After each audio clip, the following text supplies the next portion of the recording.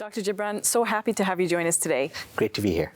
Now, Dr. Jibran, with the legalization of cannabis, some people may be wondering, is it okay for me to try it, experiment with it? What are your thoughts on that? As Muslims, I get that question quite a lot. Oh, you do? Okay.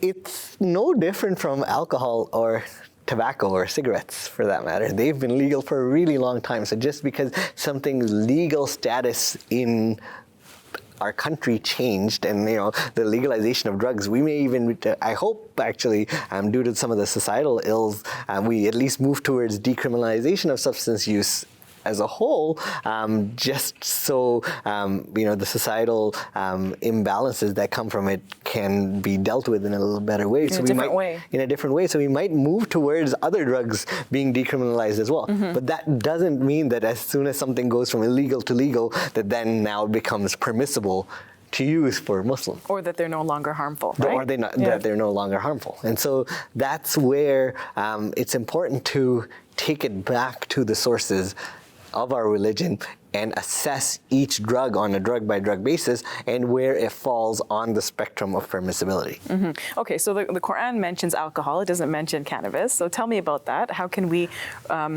relate what we learned about alcohol to other drugs? So the Quran mentions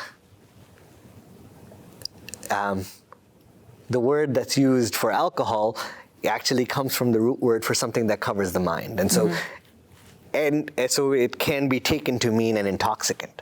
And the Prophet, peace be upon him, actually said in a statement that every intoxicant is an alcohol and every alcohol is impermissible. Mm-hmm. And so that, again, gets us closer to understanding some of this. So as a neuroscientist, I know that cannabis is a psychotropic substance. It's something that has effects on the brain. Okay. Yes, there are components within cannabis that are more psychotropic than others or psychoactive than others. So THC and CBD are terms that you might have heard, these days CBD oil is all the rage. Mm-hmm. But these are two components that there are 100 other components in the cannabis plant, but tetrahydrocannabinol is THC and cannabidiol is CBD. Okay. And CBD is thought to be non-psychoactive. It does still have effects on the brain, but it doesn't produce the euphoria or the high that THC does. Mm-hmm. THC produces the euphoria or the high, so clearly intoxicates the mind, but it actually is also a propsychotic substance, so something that can even produce psychosis-like symptoms, so where you have hallucinations, for example. And so that clearly has that effect. And so by that definition of being an intoxicant, it then becomes impermissible. Mm-hmm. And so cannabis, because it has it, and in some cases a lot of it, it would make it impermissible. Mm-hmm. There's a discussion to be had about CBD and the potential medicinal benefits of it. Even then, the current position of the scholars is that it is only to be used if it's the only, and this applies to it's the same principle we use for narcotics, for example, with opioids. Mm-hmm. When there is no alternative for pain management, narcotics become permissible potentially, right? Just like that, CBD could become permissible if that's the only option.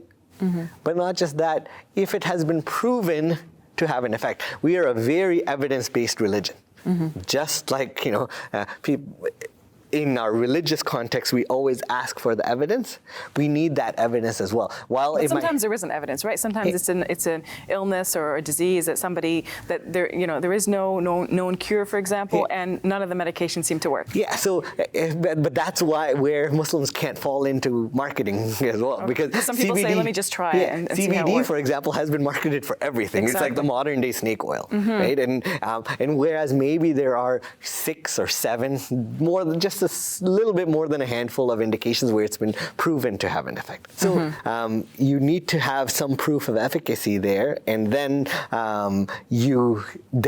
maybe it becomes permissible if there are no other choices. And that's where I'm not a medical doctor. That's where you would have to consult with a medical doctor, and then and as well as I'm not a scholar either. So this is just what I have seen and learned. But both of those you should consult with them before proceeding on a medicinal front.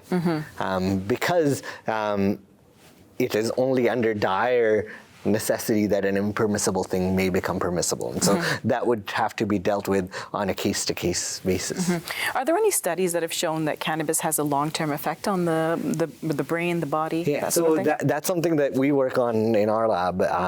And everything from, even in preclinical models, you can see clear effects of adolescent exposure to cannabis, for example, resulting in long-term increased risk for psychopathology, where changes in the brain are happening that are irreversible. And even after brief exposures during adolescence, there's a study that came out that showed that even a single instance of cannabis use resulted in changes in the structure of the brain for the long term. So there are clearly established, either in the human studies, there are associations, but even in the animal studies, we know that there are effects that are long-term and long-lasting. And then that's where it's important for us to then again look at the evidences that are out there and establish our position based on those evidence.